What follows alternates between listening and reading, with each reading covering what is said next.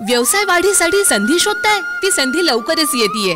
गडिंग्लज मध्ये सुरू होतंय भव्य संजीवनी कृषी प्रदर्शन. कृषी, औद्योगिक आणि गृहोपयोगी वस्तूंचं सर्वांनी पाहावं असं प्रदर्शन दिनांक 4 ते 7 जानेवारी 2025 एसटी स्टँड मागे मुलींच्या शाळे शेजारी गडहिंग्लज. राज इव्हेंट्स. संपर्क 98 564 682 आणि 98 599 497. आजच आपला स्टॉल बुक करा.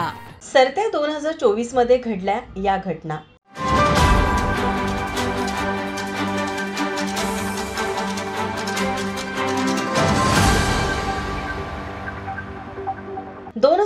मध्ये देशात राजकारणात बरीच मोठी उलथापालथ झाली. यासोबतच अपघात, अत्याचार, गुन्हेगारी अशा घटनांमुळे देश हादरला. या सर्व घटनेचा माझा महाराष्ट्र न्यूजने घेतलेला हा आढावा. 26 जून 2024 मध्ये दिल्लीच्या दारू धोरण प्रकरणात अरविंद केजरीवाल यांना अटक करण्यात आली होती. त्यांना तब्बल 5 महिने तुरुंगात राहावे लागले. 13 सप्टेंबर 2024 रोजी सुप्रीम कोर्टाने त्यांना जामीन मंजूर केला. यानंतर 17 सप्टेंबर 2024 रोजी त्यांनी दिल्लीच्या मुख्यमंत्री पदाचा राजीनामा देण्याचा धक्कादायक निर्णय घेतला. त्यांच्या राजीनाम्यानंतर आम आदमी पार्टीने वरिष्ठ नेत्या आतिशी यांची दिल्लीच्या तिसऱ्या महिला मुख्यमंत्रीपदी नियुक्ती केली आणि 21 सप्टेंबर 2024 रोजी त्यांनी शपथ घेतली. जनतेने लोकसभा निवडणुकीच्या माध्यमातून देशाचे राजकीय भविष्य ठरवले. 7 टप्प्यात ही निवडणूक पार पडली. 543 जागांसाठी पार पडलेल्या या निवडणुकीत भाजपने सर्वाधिक 240 जागा जिंकून पहिल्या क्रमांकाचे स्थान मिळवले, तर काँग्रेसने 99 जागा जिंकून दुसऱ्या क्रमांकावर बाजी मारली. 4 जून 2024 रोजी निवडणूक निकाल जाहीर झाल्यानंतर नरेंद्र मोदी यांनी सलग तिसऱ्यांदा भारताचे पंतप्रधान म्हणून शपथ घेतली. या विजयाने मोदी हे स्वतंत्र भारतातील पंडित जवाहरलाल नेहरू यांच्यानंतर सलग 3 वेळा पंतप्रधान होणारे पहिले बिगर काँग्रेसी नेते ठरले. काँग्रेसचे खासदार राहुल गांधी यांची लोकसभेतील विरोधी पक्षनेतेपदी निवड झाली. सर्वात मोठा विरोधी पक्ष असलेल्या काँग्रेसला तब्बल 10 वर्षांनंतर विरोधी पक्षनेतेपद मिळाले. 2 जून 2023 रोजी ओडिशाच्या बालासोर शहराजवळ 3 रेल्वेगाड्या एकमेकांवर आदळून भीषण अपघात झाला. एक मालगाडी तसेच कोरोमंडल एक्सप्रेस आणि हावडा यशवंतपूर सुपरफास्ट एक्सप्रेस बहानागा बाजार रेल्वे स्थानकाजवळ आदळल्या. या अपघातात 294 व्यक्ती मृत्यू पावल्या. याशिवाय 1175 पेक्षा अधिक व्यक्ती जखमी झाल्याचा अंदाज आहे. कलम 370 रद्द केल्यानंतर पहिल्यांदा जम्मू काश्मीरमध्ये विधानसभा निवडणुका पार पडल्या. 2019 मध्ये केंद्र सरकारने कलम 370 रद्द करून जम्मू काश्मीरचा विशेष राज्याचा दर्जा काढून टाकला आणि त्याचे जम्मू काश्मीर आणि लडाख अशा 2 केंद्रशासित प्रदेशांमध्ये विभाजन केले. मेईतेई समुदायाला अनुसूचित जमातीचा दर्जा मिळावा अशी मागणी केली होती.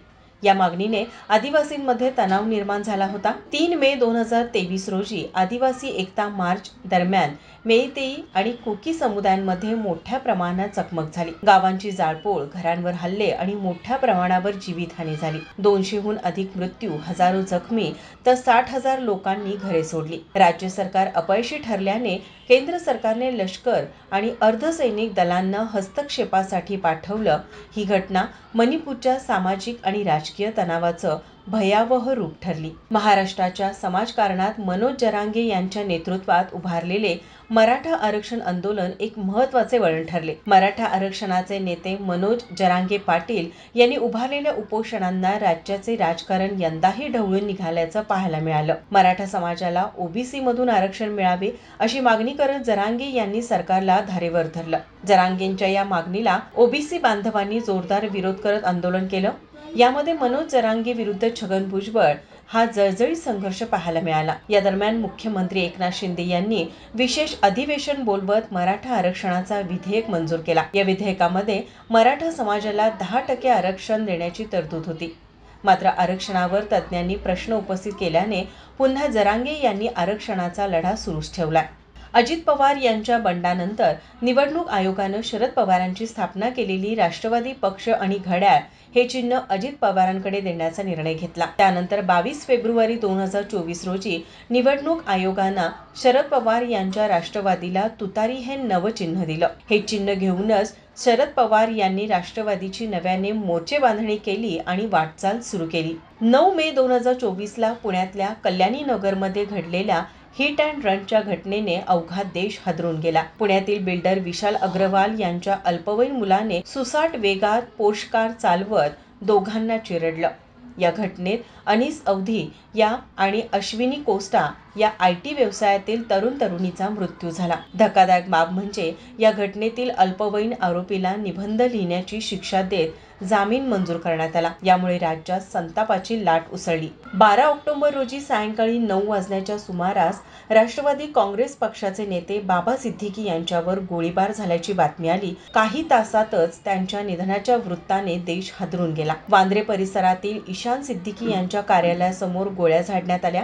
या भयंकर हत्येने राजकीय तसेच सिनेसृष्टी देखील हादरून गेली. बाबा सिद्दीकी यांच्या हत्येनंतर कुख्यात डॉन लॉरेन्स बिश्नोई गँगने या हत्येची जबाबदारी स्वीकारत सलमान खानला मदत करत असल्यामुळे कृत्य केल्याची कबुली दिली. विधानसभा निवडणुकीत महायुतीने प्रचंड जनाधार मिळवत बहुमताचा आकडा सहज पार केला. भाजप, शिवसेना, शिंदे गटासह सहयोगी पक्षांच्या उमेदवारांनी अनेक जागांवर विजय मिळवला. प्रमुख विरोधी पक्ष महाविकास आघाडीस मोठा धक्का बसला असून अनेक महत्त्वाच्या मतदारसंघांमध्ये त्यांना पराभवाचा सामना करावा लागला. राज्यातील महायुतीच्या अभूतपूर्व विजयानंतर देवेंद्र फडणवीस यांनी तिसऱ्यांदा मुख्यमंत्रीपदाची शपथ घेतली. 5 डिसेंबर रोजी राजभवनात भव्य शपथविधी सोहळा पार पडला, ज्यामध्ये पंतप्रधान नरेंद्र मोदी, केंद्रीय गृहमंत्री अमित शहा तसेच महायुतीतील प्रमुख नेत्यांची उपस्थिती होती. यासोबतच उपमुख्यमंत्री पदासाठी एकनाथ शिंदे आणि अजित पवार यांनी शपथ घेतली, ज्यामुळे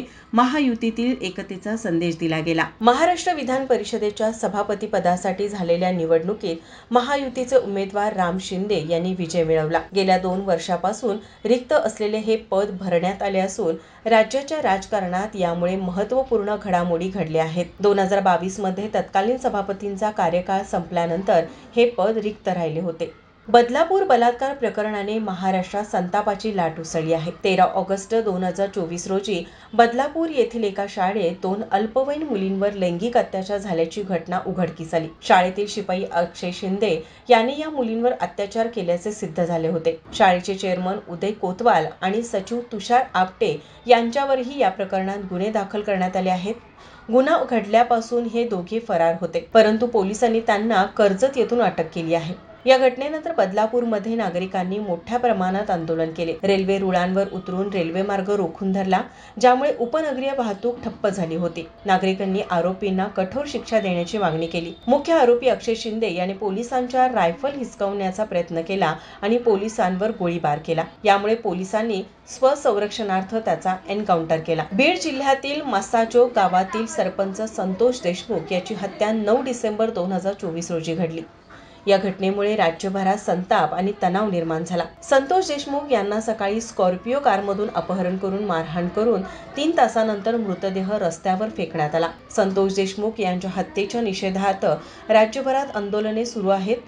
बीड, धाराशिव आणि बुलढाणा जिल्ह्यात मराठा समाजाने मोर्चे काढले आहेत, ज्यात आरोपींना तात्काळ अटक आणि कठोर शिक्षा देण्याची मागणी केली आहे. संतोष देशमुख यांच्या हत्येच्या निषेधार्थ बीड जिल्ह्यातील 1200 ग्रामपंचायतींनी 3 दिवसांचा बंद पुकारला आहे. या बंदमुळे प्रशासनावर दबाव वाढला आहे. उद्योगपती रतन टाटा यांचे वयाच्या 86व्या वर्षी 9 ऑक्टोबर 2024 रोजी मुंबईतील ब्रीच कँडी रुग्णालयात निधन झाले. 1980 मध्ये टाटा समूहाचे अध्यक्षपद स्वीकारल्यानंतर त्यांनी समूहाच्या विविध उद्योगांमध्ये नाविन्यपूर्ण बदल आणि विस्तार केला. नॅनो कार, जगुआर लँड रोवरची खरेदी आणि टाटा स्टीलचे कोरसचे अधिग्रहण यांसारख्या प्रकल्पामुळे टाटा समूहाची जागतिक स्तरावर प्रतिष्ठा वाढली. रतन टाटा यांनी शिक्षण, आरोग्य आणि ग्रामीण विकास क्षेत्रात महत्त्वपूर्ण योगदान दिले. त्यांच्या निधनामुळे भारताच्या उद्योग क्षेत्रात एक मोठा शोकसागर पसरला आहे. भारताचे माजी पंतप्रधान डॉ. मनमोहन सिंग यांचे 26 डिसेंबर 2024 रोजी वयाच्या 92व्या वर्षी निधन झालं. डॉ. सिंग यांच्या नेतृत्वाखाली भारताने आर्थिक उदारीकरणाची दिशा स्वीकारली, ज्यामुळे परकीय गुंतवणूक वाढली आणि आर्थिक विकासाला चालना मिळाली. परकीय चलन संकटाच्या काळात त्यांनी परकीय चलन राखीव निधी वाढवून भारताला दिवाळखोरी टाळण्यास मदत केली. डॉ. सिंग यांच्या धोरणामुळे भारताची आर्थिक स्थिती मजबूत झाली आणि जागतिक स्तरावर भारताची प्रतिष्ठा वाढली. त्यांचे ते कार्य यापुढेही भारतासाठी प्रेरणादायीच असेल. माझा महाराष्ट्र न्यूज, कोल्हापूर.